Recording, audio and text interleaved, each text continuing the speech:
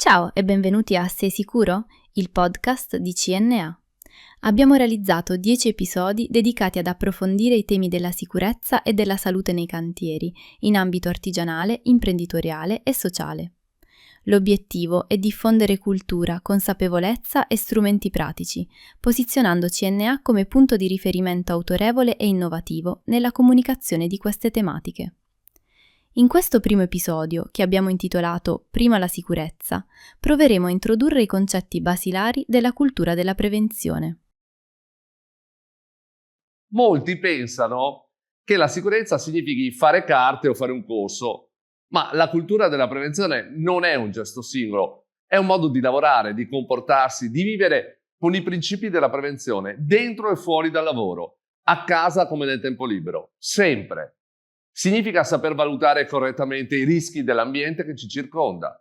Una valutazione cognitiva fatta con la testa, una questione di approccio e di mentalità. Perché la sicurezza non inizia dai DPI, ma dal modo in cui pensiamo il lavoro, dal modo nel quale ci prepariamo ad affrontare correttamente un'attività, un compito, un viaggio, un'escursione. Non si tratta di imparare a memoria un articolo di legge, ma di comprendere le finalità delle azioni che andiamo a compiere e le minacce che si possono presentare.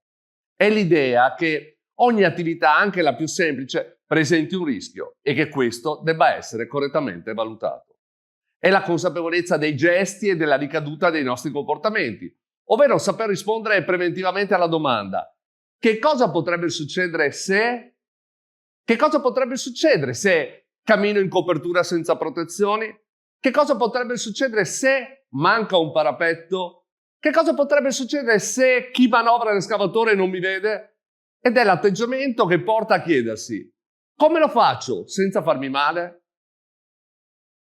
Dobbiamo considerare che la sicurezza non viene meno per mancanza di capacità tecnica, ma per idee sbagliate che circolano da anni. Le frasi più pericolose, purtroppo, le avrete sentite più volte e a pensarci fanno venire i brividi, immaginando gli infortuni che sottendono. Esempio: è solo un attimo, un lavoro di 5 minuti. Oppure: figurati se capita a me. Ma anche: non c'è tempo per sistemare, intanto cominciamo. Spesso siamo in due, che cosa vuoi che succeda? Per ricapitolare, abbiamo sempre fatto così. E infine, la più pericolosa, la peggiore: non ti preoccupare, mi prendo io la responsabilità. Queste frasi non sono solo parole, rappresentano un atteggiamento mentale dannoso per la sicurezza, un atteggiamento che si materializza con comportamenti e ogni comportamento porta con sé un rischio troppo alto per poter essere accettato. Cambiare cultura significa sostituire queste frasi con altre.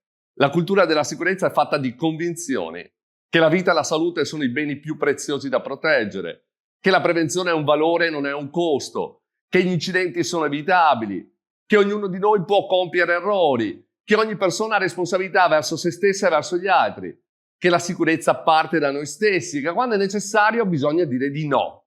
Dire di no quando il committente richiede delle cose che non si possono fare. Dire di no quando i tempi non sono coerenti con il lavoro. Dire di no se mancano i DPI. Dire di no se le attrezzature non sono sicure. Dire di no se manca un parapetto, se il ponteggio non è montato correttamente e ogni volta che vengano meno le condizioni di sicurezza. Dire di no si può, è un diritto e anche un dovere. La cultura della prevenzione è quindi un modo di pensare prima ancora che un modo di fare. In questo episodio abbiamo introdotto la cultura della prevenzione, che vedremo declinata in tutte le sue sfaccettature nel corso dei nostri prossimi incontri. Ci vediamo al prossimo episodio di Sei sicuro? Il podcast di CNA per approfondire i temi della sicurezza e della salute nei cantieri, in ambito artigianale, sociale e imprenditoriale. Restate con noi, parlatene con lavoratori, colleghi, amici, familiari e aiutateci a diffondere la cultura della prevenzione.